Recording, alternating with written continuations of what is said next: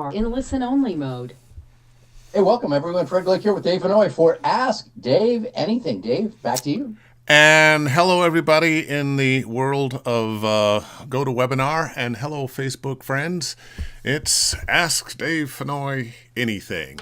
It's a Wednesday at 6 p.m., so that's what we're going to do. A couple things to talk about before I get to your questions, because number one,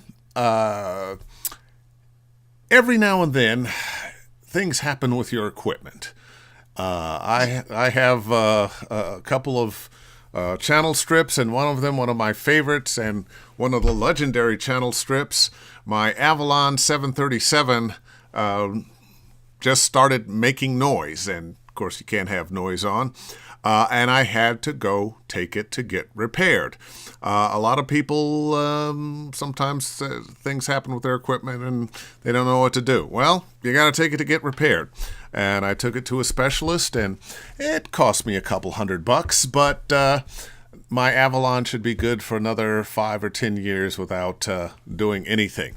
Now, if you're somebody that has equipment that has gone wrong or is about to go wrong and you don't know where to take it, if you will email me at davefennoy@mac.com, or if you're on Facebook, you can message me, private message me. I'll send you the name of the repair company. They do very good work. You'll go in, they'll say something like, well, I'm about 2 weeks behind, so it'll probably take 2 weeks, and then 3 days later he calls you and it's all done. So that's number one. Number two, I had a meeting with my agents yesterday, and if you are a voice actor with agents, you need to do that. You probably need to do it more often than I do. It was contract signing time, and I went in and got to sit down with agents from every department and talk about the new things that are going on with them and the things that I want to be going on with me over the next 2 or 3 years. A lot of times, as voice actors, when we get an agent, we are so happy I finally got an agent. Oh, I don't want to disturb them. I don't want to be a problem. I don't want to... but you have to remember, they are working for you. And if you don't communicate with them, they don't know what you want. They're just, guessing. So if you got this agency because they do a lot of TV promos and that's what you wanted to do, but you don't tell them, how will they know?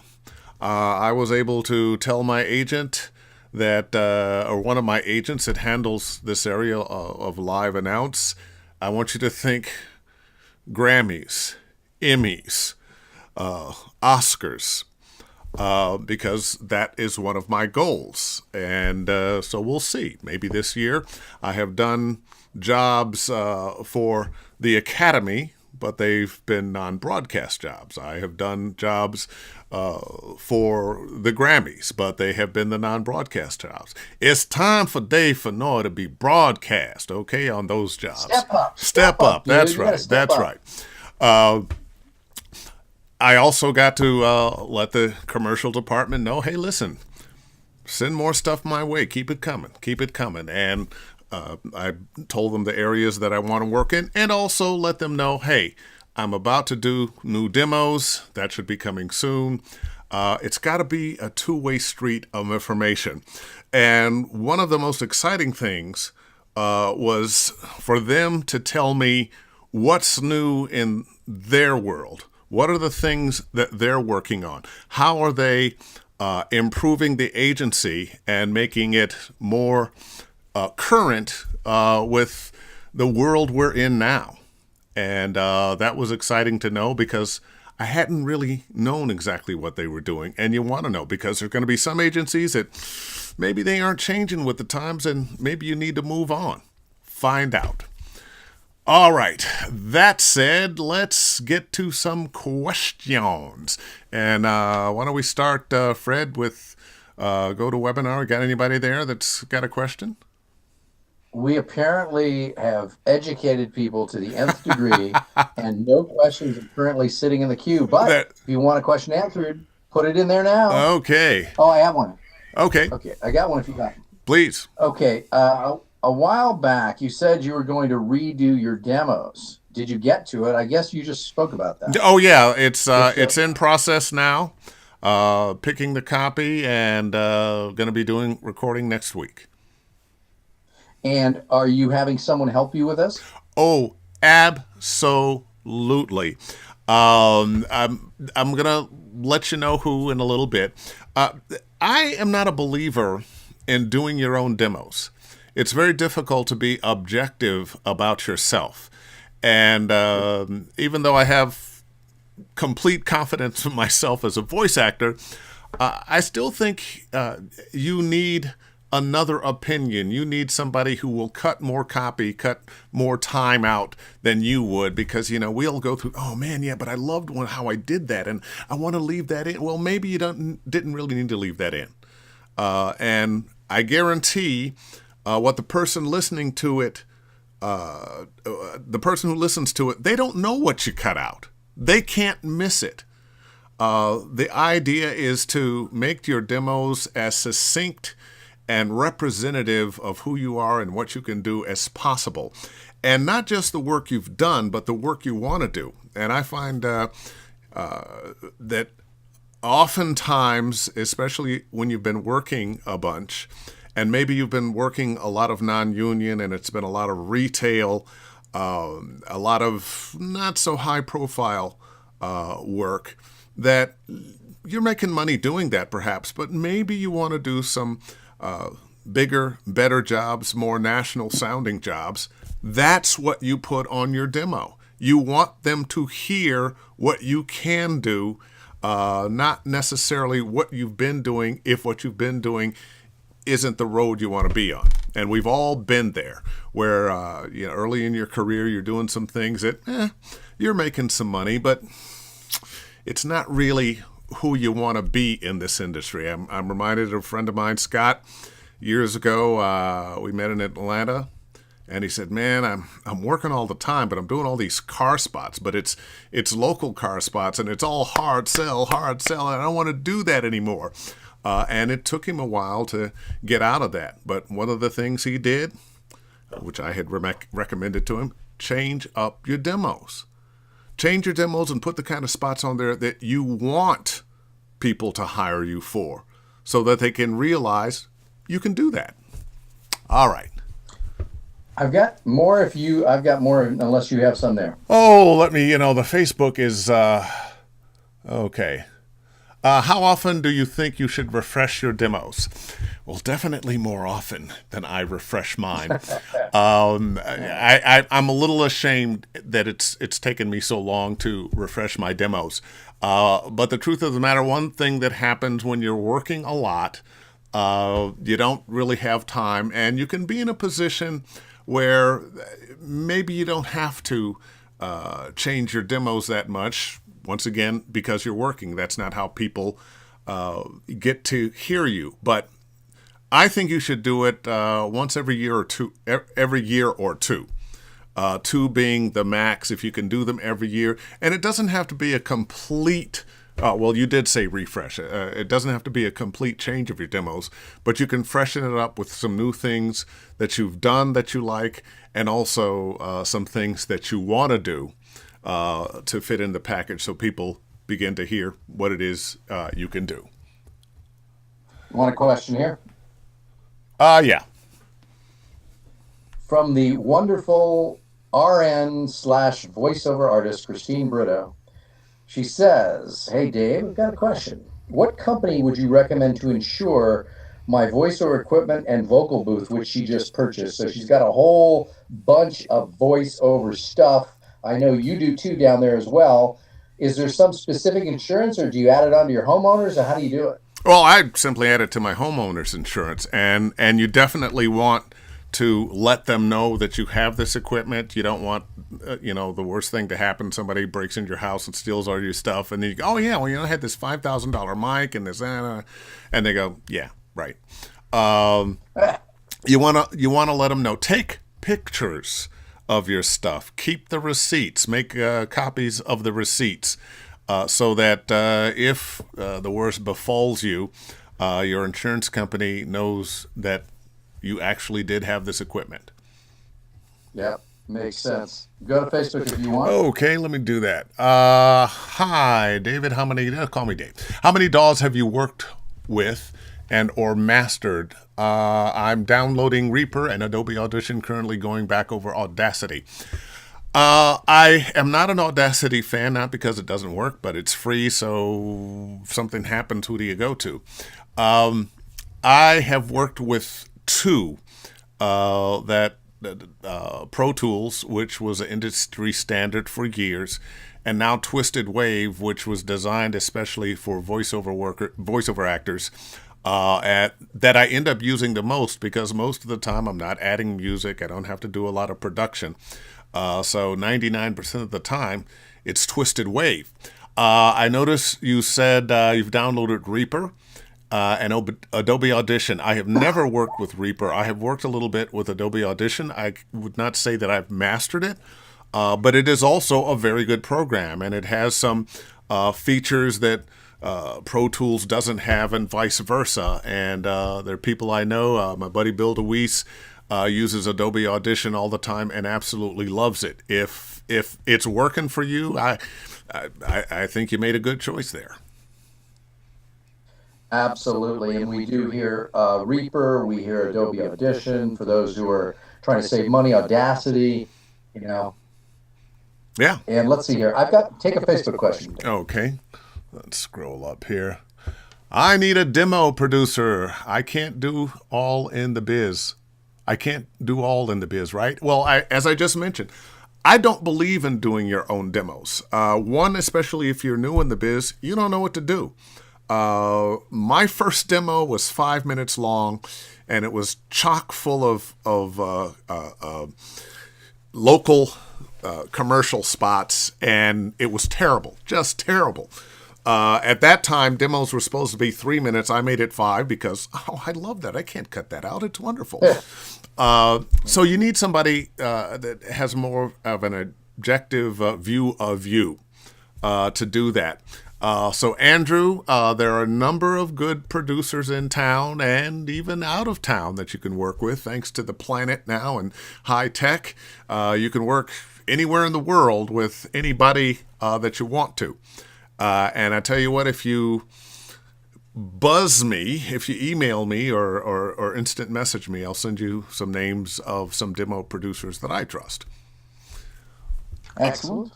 Okay, let me see if we have anything here. No more. Line your questions up and go to webinar so that I can ask Dave and you can get your answers. So, Dave, go ahead. Okay. Wow, this looks like a long one. You may have answered this in a previous episode, probably. For those of us who are new and don't have connections yet, who are the best folks to contact in the video game field? For example, the few connections I do have go by very different titles in their company, so targeting creative directors or producers may not be the right person to contact. Yeah, when you're looking at creative directors and sometimes broadcast producers, those are people in advertising. Who you want to contact are writers and casting directors for different companies. And they're going to have both. So it's easy to get a list of video game companies and find out who their directors are, their casting directors, and their writers, and get your stuff to them. Storm. There you go. Thought that was Stormy. Again, thought that was Stormy Daniels there for a minute, but no, it's Storm Waters. Okay. Okay, TJ, you mentioned your 737. What other channel strips are you using, or is the Avalon your go-to? Well, it was until it crapped out. It crapped out actually about 6 months ago, and I was so mad at it, I didn't take it into the shop for a while. And I have a AFX channel strip, that's what it's called, AFX channel strip, that I've liked their products for a long time, and I just switched everything over to that. I also have a Wheaton Voris M1 that is used mostly in broadcast, but it's a real nice little channel strip. But yeah, the Avalon was my go-to, and it crapped out, but I have it back now. So I'm going to be calling George Wenham and have him come over and we'll install it. I We'll got tune everything up and go from there. I got a question. How much did the Avalon cost new or when you bought it, and how much did it cost to repair? Well, it they run about $2,400 new. I bought it used for I hate to tip $1,400. It was a guy, and there's a lot of really good equipment out there that you don't have to buy new. People decide they're going to become, musicians, voice actors, whatever, buy a bunch of equipment and then discover it wasn't for them, or they get bored, or somebody tells them they suck, and now they're selling it at a deep discount. And that's how I bought this one. Yep. And it worked like a charm for a couple of years, and then it started humming. I took it to the shop, and it needed new tubes. One of the things about an Avalon is that it is a tube preamp, so it has a nice warm sound to it. But sooner or later, those tubes are going to go bad. Well, these were old tubes already. And then this last time, the capacitors were gone. Fortunately, the capacitors cost less. I would, so all in, Unless I was going to say all in. What's that? unless it's the flux capacitor. Yeah. And then you can go back in time and it works again. Um, Exactly. but capacitors, this was about $200 and it was about $400 the last time. So it was another $600. I'm still under the cost of a new one. So Yeah. So one of the things that we went over, and some people don't know what it means. Go ahead and define channel strip.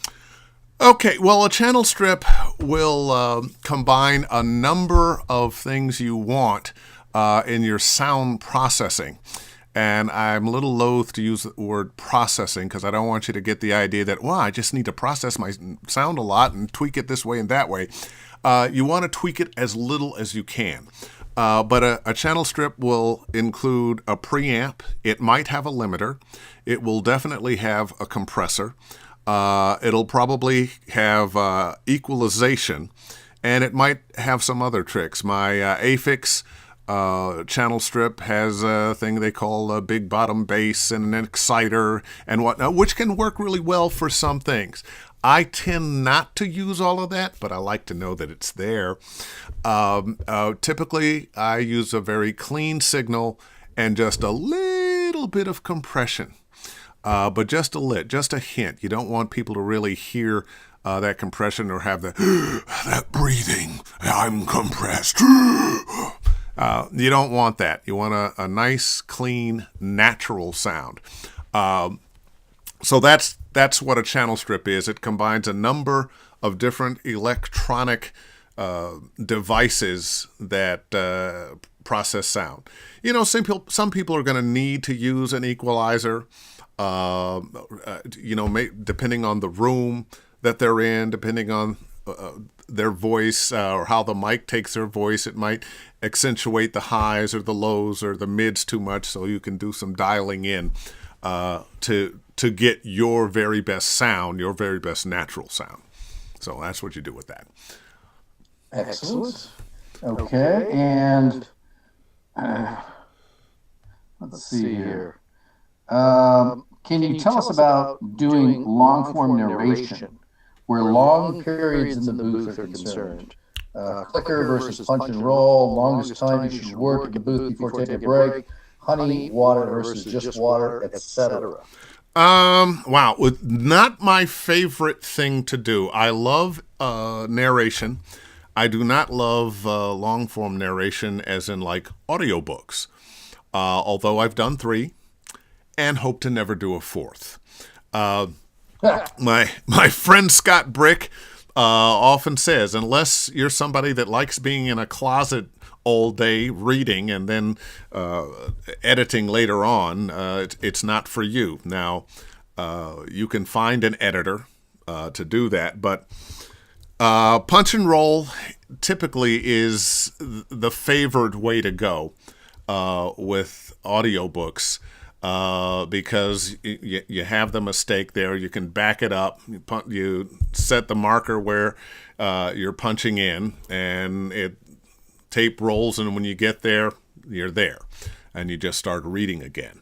And that can save a lot of time on the back end of editing and some cost if you're paying somebody else to do it. Did that answer that? I think I did. I think so. Um, yeah. Is there some way to quantify the line a little compression? Oh, wow. Enough that it fattens your voice ever so slightly, and keeps you from being too loud in some places. The voice is very dynamic. Words like and I and Bob and will pop out, and you want something to kind of keep that in check. So just enough to hold that in. That's what you're looking for. You want enough that it does that, but not enough that you notice it. Excellent. Want to check out Facebook? Yeah, okay, Andrew, Dr. Orn Sosa wants me to let you know that Twisted Wave is at twistedwave.com. And why do I think you could have figured that out? Speaking of equipment, always ask, what do you think I can get for... What do you think I can get? Oh, yeah, absolutely. My father used to say, there's... also look at the manufacturer's website. One maker has a $649, one for $399. I don't know which piece of it. Oh, just got a nice price on a 416. Okay, yeah, Michael Haskins. Yeah, man. My first 416 I got for I think it was $900, and they retail for about $11. And I bought another one not too long ago when Sennheiser was having a sale, and they were selling them for about $500. Yeah, always look for a deal. Other equipment. I look at my Whisper Room back here. Now, if I bought it brand new from Whisper Room, it would have been somewhere between $9,000 and $10,000. I bought it from a guy in Chicago for $3,000. Had it shipped for $1,400. I ended up getting the whole thing for half price. And what do you do with the Whisper Room? I mean, you set it up and it sits there. It doesn't have to be brand new. So yeah, there are lots of deals on lots of great equipment. Once again, people will buy what they think is the best stuff for this new venture that they're going to do. And then when it doesn't pan out or they get bored, it was just a whim. Hey, it's up on eBay. So, or Craigslist. So there's good equipment out there. One of my favorite microphones, I have a TLM, a Neumann 103 that I got before I became a Neumann endorsed artist that I bought brand new, $700. Well, they cost almost twice that. All right. I got questions here. Okay. Find them there. Go ahead. Okay, well, Sandra's asking, and again, now, we're living in California, and chef don't judge, so here's your question. Have you ever been asked to do voiceover for female characters? Of course, needing post-production treatment, perhaps, to modulate your voice to sound female. Well, sure, sweetheart. Of course you have. You've been like the old lady that's been drinking and smoking all her life.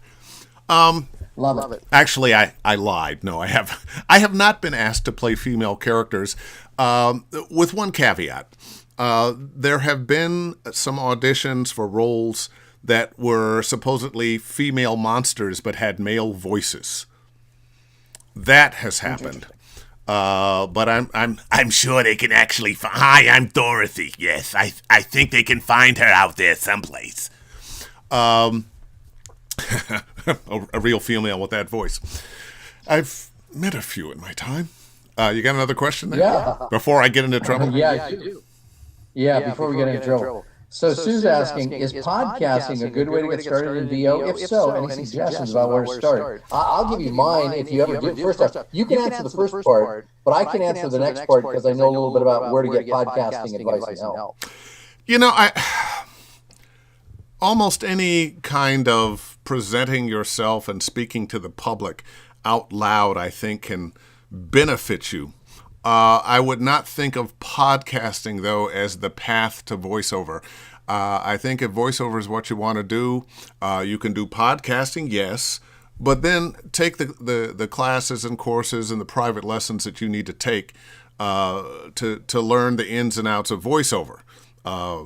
I think just, I'm going to do podcasting with the hope that one day somebody will hear me and hire me for something doesn't seem to make sense to me. Yeah, and as far as learning about doing podcasting, I was just on the phone with somebody before we got on this call. But there's a really good course on Udemy, which costs like $10 or so on how to do podcasting. So go there first. You can find more expensive courses offered by bigger and well-known stars, but that's a good place to start. Yeah, and once again, I'm not saying don't do podcasting. What I'm saying is don't look at podcasting as your entree to voiceover. It's something you might do at the same time. Yeah, you want to see if you got one there? Let's see. You use your compression in the equipment. What, if any, processing do you do in post?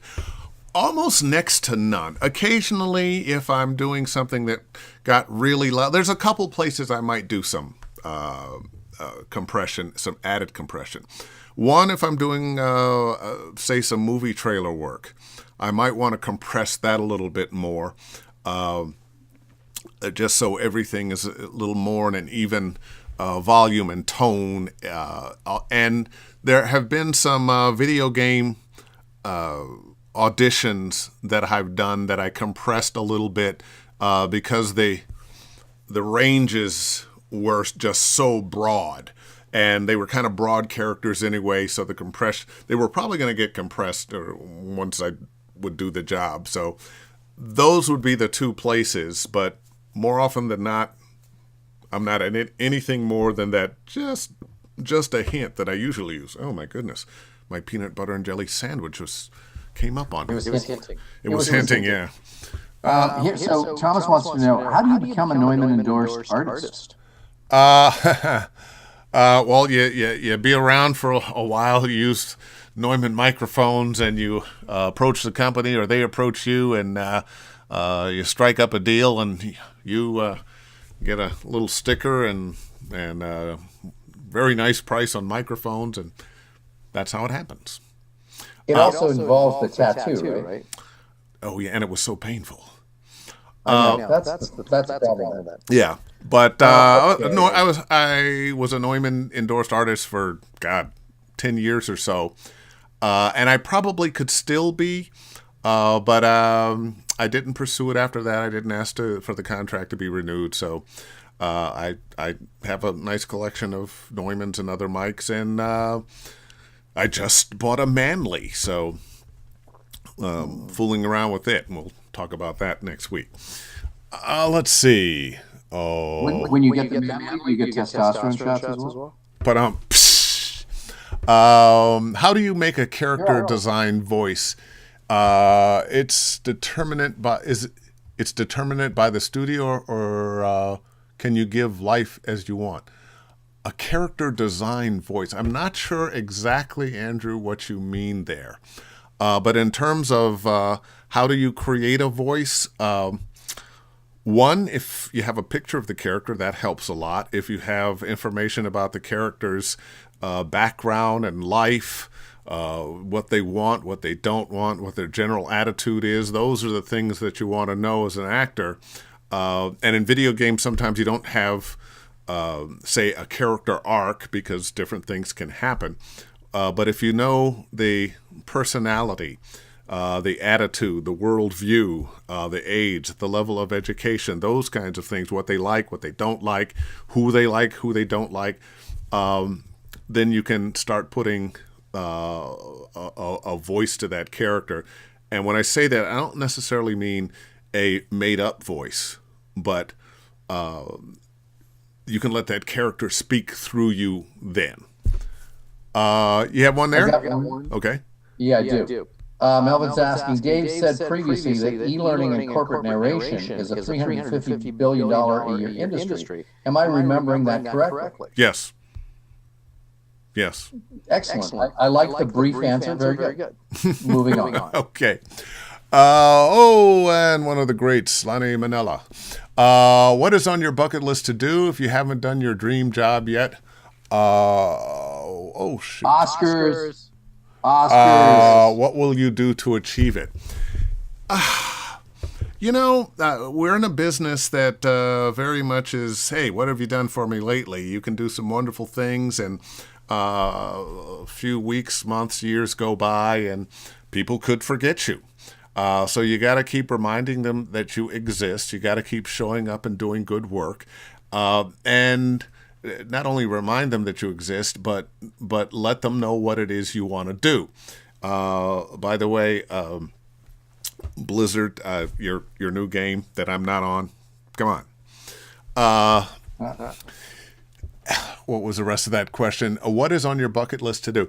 In terms of live announce, the Grammys, the Oscars, the Emmys, I would love to do that. I did about 15 years of the NAACP Image Awards. I've done the Trumpet Awards, the Billboard Awards, the American Music Awards, the Teen Choice Awards, and a lot of awards that have not shown up on television. But I'd like to do the Oscars. I'd like to do the Grammys. I'd like to do the Emmys. So we'll see. We're putting it out there. Let's have some good vibes. You know what? It's amazing, given your political inclinations, that you would do the Trump Awards. I was amazed by that. It wasn't the Trump Awards, damn you. Damn you, Fred. The Trumpet Awards. Thomas is asking, do you do any special storage for the mics that are not in use? It's a good question. Kind of like wine. Do you have a storage locker that's preserved at a certain temperature for these? Well, it's preserved at room temperature, in a closet in their cases. Got it. So the answer would be no. Actually, that answer is yes. Yes. They're not in some hermetically sealed room or something like that. But I don't leave them just out. They are in a case. They are, and then their case is in a closet on a shelf, protected from the elements. Here, I have never seen this question before, and I really want the answer to this from Thomas. He says, I heard you as part of someone else's demo for a small part. Is that common or suggested that another talent appears in someone else's demo? By the way, he loved it. Oh, okay. It may have been a demo I produced. It may have been a demo where I was a character on a game. I'm assuming it's a game demo. It may have been an actual work where the person was in dialogue with me and they just used a little bit of my voice to give reference to what they were saying. It's okay to have a little bit of another voice, especially if it's very different from you. If you're a woman with a high voice, don't have another woman with a high voice right next to yours. You might confuse somebody. But you could be in dialogue with a man. Now, you want mostly you, but maybe a little bit of that guy, or vice versa. If you're a guy, you can be in dialogue with a woman. You want mostly you, but you could have a little bit. Sometimes if you're just saying something and there's no context for why those words were said or what the question is you're answering or responding to, it can leave the listener, they might not even realize it, but a little confused with what's going on. And you don't want to leave them confused. You want them to know. You want them to have feel like, oh yeah, I know what's going on here. Take a Facebook question. Yeah, I got a couple more, but let's go back. Okay. You're welcome for the answer. Do you think you use your Neumann or your 416 more, and how do you think the Manley is going to fit in the mix? I don't choose the mics based on, this is going to be better for this and this is going to be better for that. A lot of people will do that. Right now, I just got the Manley. I'll just say what it is. It was working great for a few days, and then it had a hum. and wasn't able to figure out where the hum is from. So I'm talking with Manly, and I'm talking to the place I got it. We're going to do some tests and figure it out, and they'll either exchange the microphone. Oh, knocked my water over. They'll either exchange the microphone, or we'll figure out what the problem is and get it fixed. So right now I have my 416 hung, and I may have that hung for a few months. But before that, I had my 103 hung, and it was hung for a few months or maybe a year. I typically, my two favorite mics that I have are the 416 and the 103. 103. And if we can get this Manly fixed before it started humming, man, just fabulous mic, just great. But we'll see. Okay. Questions from Melvin here. I associate movie trailers with movies being previewed in theaters. I don't have Netflix, Hulu, HBO, etc. Do they use a movie trailer VO for their movie previews like in theaters? You know, they do some promotion. It's different than showing up in movie trailers in movies. I have seen Netflix shows advertised on broadcast television. So a lot of times they will show up there.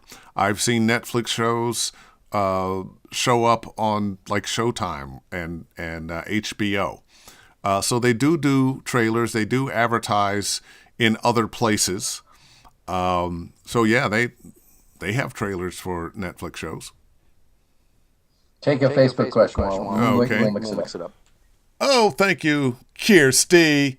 Have you auditioned for any game shows in the past? You know, I've never really been interested in being the game show voice. It's a very particular read. I probably could do it. I've been a late night show, later with Greg Kinnear. I was their booth announcer back in the day. But no, never did the game shows, never really wanted to do the game shows. I had a couple of friends that did. And, I mean, they were making good money and working all the time. But their complaint was nobody would hire them for anything else. And part of it was these guys had come out of radio, and they were never able to get out of this. And we've got a great prize for you today. So that's what they were stuck in. And you don't have to get rid of that, but you have to be able to do something other than that to move on into other areas. You don't believe that person selling you product. You don't believe that person in a cartoon unless that's the character they're playing, or in a video game unless that's the character that they're playing. So if you get stuck in that and you can't get out of it, it can be kind of limiting. That said, I'm sure the people who are doing announce for game shows, for live game shows, and have been working for years, are doing just fine. Thank you very much. And they're enjoying their life and careers just fine. Thank you very much. Go take one there, because I run out here. Oh, boy. Well, we've covered this one before. Andrew, Dr. Orange Sosa. What do you think about pay-to-play sites? They are a feature of the landscape of voiceover now. They are not going away anytime soon. Some are better than others, and some are the absolute devil. If you're going to do it, I think Voices 123 should be top on your list. There are others. I would steer away from voices.com. They steal your money. They may want to sue me. They may want to sue me for that. You know what? It really annoys me that guy who's the CEO agreed to come on and have a talk with you. Oh, and then he wimped out. He wimped out. He's ducked me every time. He doesn't want to have. Now, what he has done is, he's written some little letters that he's dropped here and there, talking about what they do, but he's not telling you the truth. He's holding things back. A client comes to them and says, "Oh, I got $1,000 to pay." Well, rather than go to the people who have already paid them money to be on the site and are already paying them 10% over and above for every job that they get, instead of saying, "Oh, we got $1,000 job, audition," they go, "Oh, we have a nice job, bid on it." Well, if you bid $300 and they take over the production of the job. So the client doesn't know this. You win the job because they've taken over. They decide who they're going to give the job to. They give it to you, the $300. Well, they pocket the other $700 and charge you 10% of the $300 you got. Yeah. Might not be illegal, but it's unconscionable. Yeah, but I can't really. Again, I think the VO talent has got to make a decision, and it certainly on the face of it doesn't sound very fair. But if somebody needed that $300 to eat, they'd probably take it. Yeah, but I bet they would have enjoyed it much more if they could have gotten that whole 1,000. Great, but if they would have gotten zero, well, then they'd be unhappy.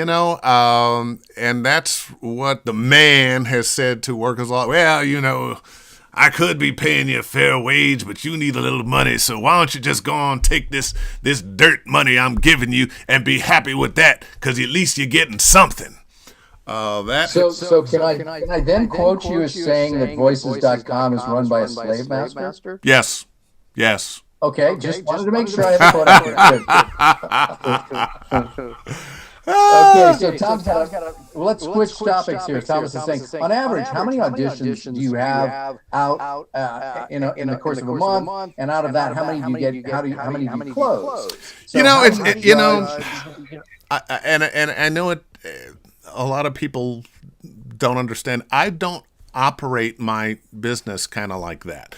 I'm not one who counts. Oh, I got 5 this day, 5 this day, 5 this day, and I booked this. I'm typically working on a project or two a day that I booked, and how many auditions I get comes and goes. It's last week or so, it's been a little bit slow in terms of auditions, and my booking rate was very high for the last couple of weeks because I booked a number of them. But usually I'm looking at maybe, 4 or 5 auditions a day is probably a pretty good average. And I have a fairly good booking rate. But like anybody else, sometimes it's like, well, damn, what's wrong with me?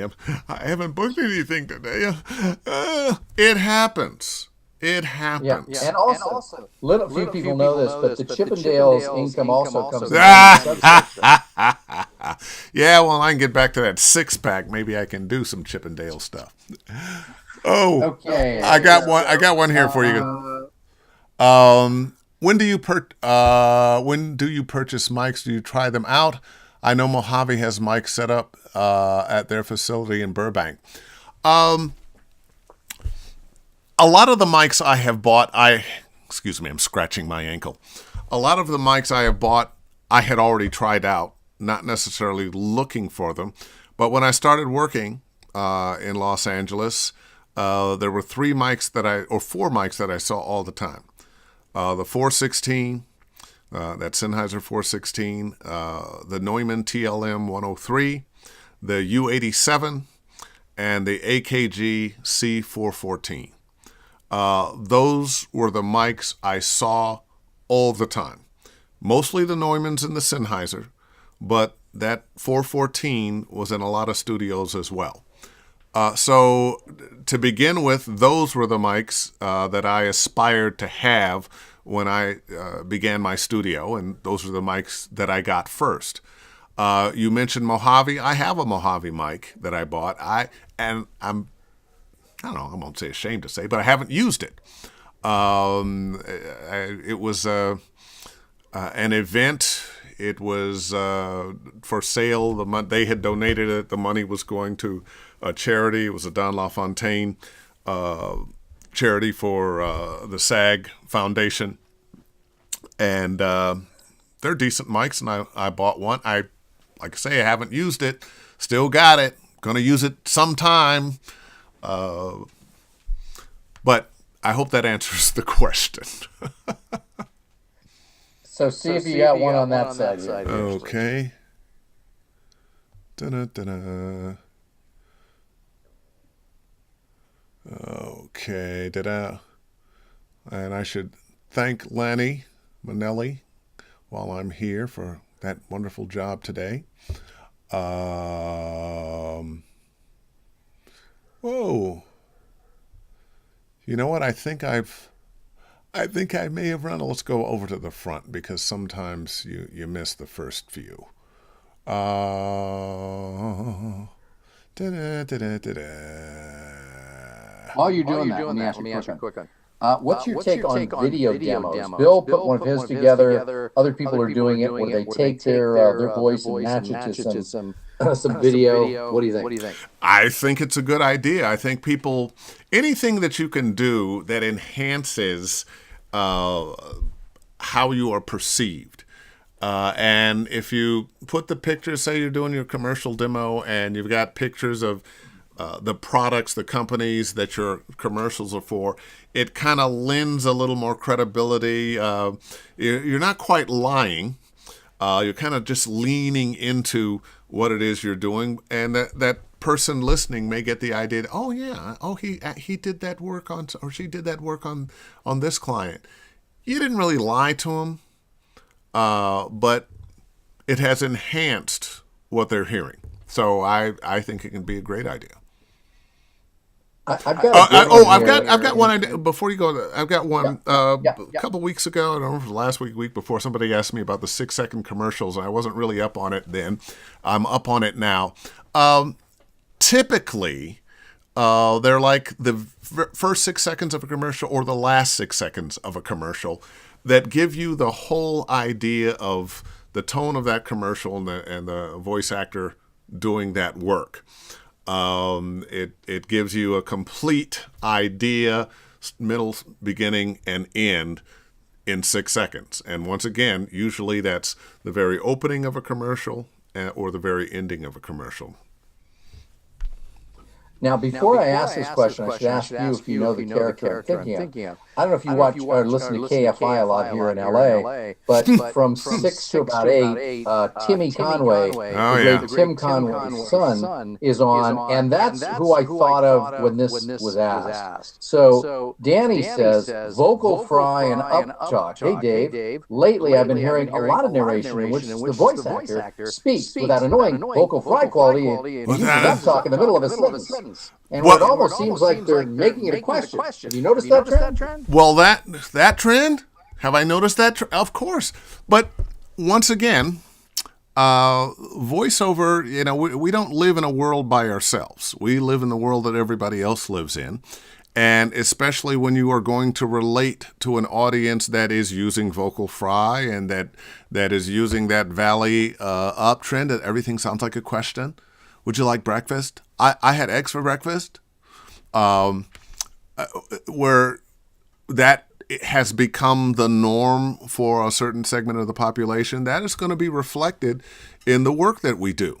And I guarantee if you can either mimic it in a very funny way or mimic it in a very real way, you will get hired to speak to the people who speak like that. Absolutely. Okay, see if you got anything else up there. Okay.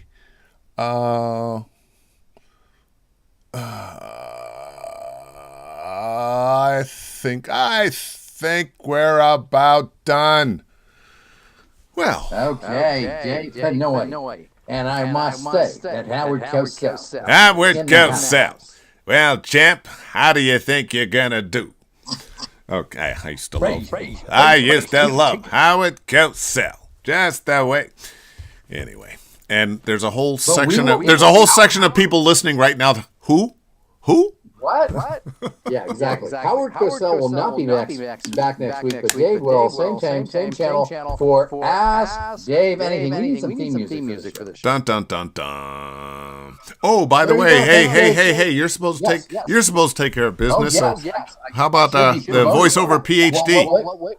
Let's do it. It's the voiceoverphd.com. If you want, this is really something because it is basically all of Dave's stuff in one place for an incredible price. I'm putting it up here. Go to voiceoverphd.com, voiceoverphd.com, and again, limited time offer for a lot of Dave's training material for a very reduced price. And that, my friends, is the place to end the show. Absolutely. Thanks, everybody. Get those questions together. I enjoy doing this, and I hope I'm helping you. See ya. Thanks, Dave. All right. Bye-bye. See ya. Bye.